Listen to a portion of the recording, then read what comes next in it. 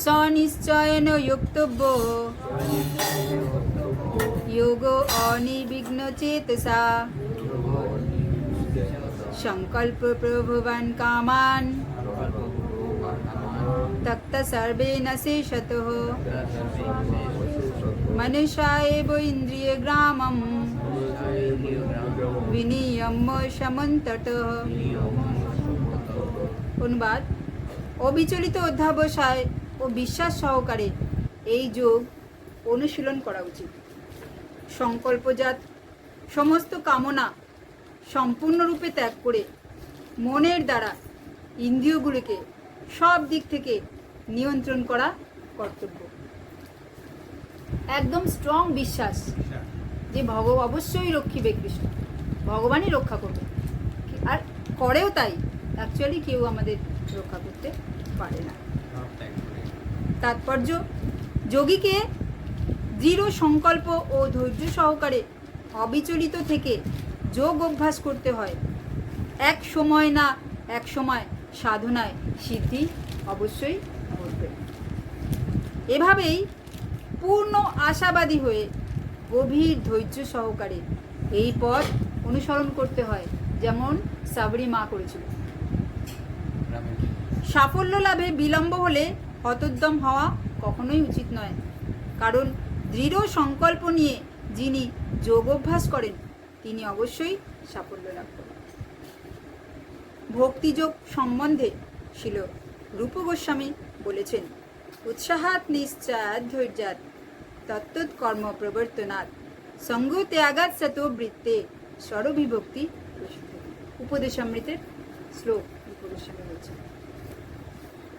দৃঢ় সংকল্প, আন্তরিক উৎসাহ, ধৈর্য ও দৃঢ় বিশ্বাস সহকারে ভক্ত সঙ্গে ভক্তি অনুকূল কর্ম করে এবং কেবল সত্যগুণময়ী কর্ম করার ফলে ভক্তিযোগে সাফল্য লাভ করা যায়।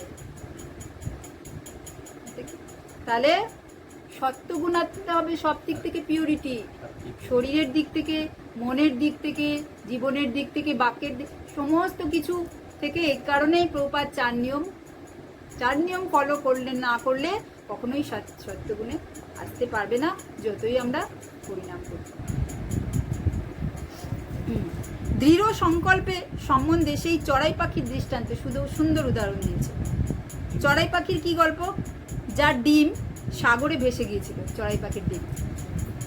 একটি চড়াই পাখি সমুদ্রের তীরে ডিম পেড়েছিল, আর এই সমুদ্রের জলে সেই ডিমটা ভেসে গিয়েছে।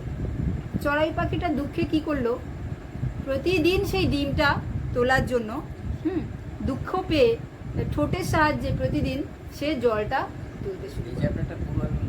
হ্যাঁ, তো ডিমগুলো প্রথমে রিকোয়েস্ট করে, প্রার্থনা করে সমুদ্রের দেবকে যে তার ডিমগুলো ফিরিয়ে দিতে। তো সে যখন করে না, তখন সমুদ্রকে শুকিয়ে ফেলার সংকল্প করে সেই ঠোঁট থেকে জল তুলতে শুরু করে। মানে অসম্ভব পূর্ণ সংকল্প। তার এই অসম্ভব সংকল্পের জন্য সকলেই তাকে পরিহাস করতে লাগলো। সংকল্প করলো আমি সমুদ্রকে ভাই শুকিয়ে দেব, তাই জন্য তার ঠোঁটে করে জল তুলতে শুরু করে। সবাই হাসবে কি না? এই কথা আবার বসে গেল। চড়াই পাখির কথা চারিদিকে ছড়িয়ে পড়ল। অবশেষে বিষ্ণুর বাহন কে সে কথা শুনলো। চড়াই পাখি কে হয়? তার বোন। তো অবশেষে বিষ্ণুর বাহন পক্ষীরাজ গরুরের কানে সেই কথা পৌঁছালেন এবং তার ছোট্ট বোনটির জন্য সহানুভূতিতে তার হৃদয়, স্বাভাবিক আমরা যখন কারোর ব্যথা দেখি, আমাদের যদি ভক্ত সুলভ মন হয়, আমাদের কষ্টই হবে। সেই ছোট্ট চড়াই পাখিটিকে দেখতে সেই সমুদ্রের তীরে এলেন। দেখি অ্যাকচুয়ালি ব্যাপারটা কি। গরুর চড়াই পাখির এই দৃঢ় সংকল্প দেখে মুগ্ধ হলেন, মানে খুব খুশি হলেন তার এই পেশেন্স, এই ধৈর্য দেখে।